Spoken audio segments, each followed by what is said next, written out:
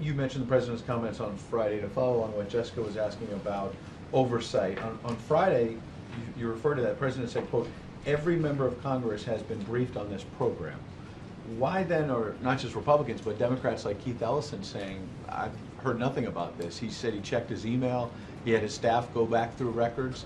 He hasn't been briefed on it. I can't speak to individual members. What I can tell you is that every member of Congress has been briefed on it. The chair and ranking member of the Intelligence Committee have made clear that every member was advised of this and had the opportunity for briefings.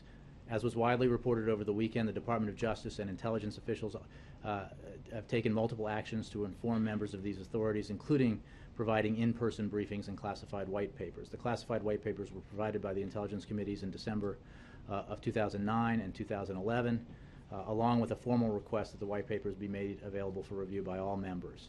The Intelligence and Judiciary Committees have been briefed on these operations multiple times and have been provided access to copies of the classified FISA court orders and opinions relevant to the use of Section 215. I would point you to statements by other members of Congress about the fact that this congressional oversight exists. Again, I can't speak to every individual member. What I can say is that it is simply true that there is substantial congressional oversight.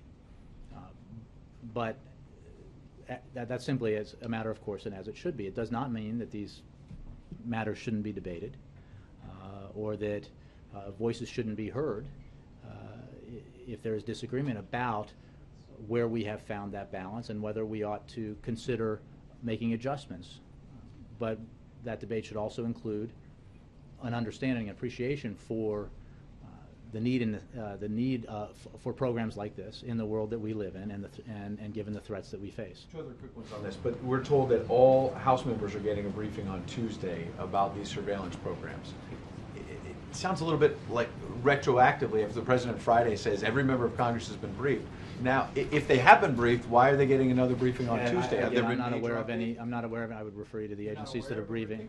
There's a briefing I'm on not Tuesday. personally giving it, but I would refer you to the agencies that might be involved. But I can just point you to what numerous members of Congress have said, to the very facts about congressional oversight here, and tell you that it's an important part of this process, that both the courts and Congress provide oversight of these programs, as does the executive branch through inspectors general and through other means to make sure that there are checks and balances in place.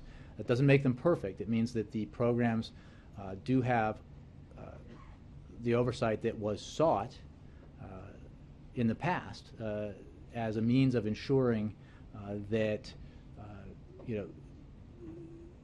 they were conducted properly and conducted properly and legally and consistent with our values.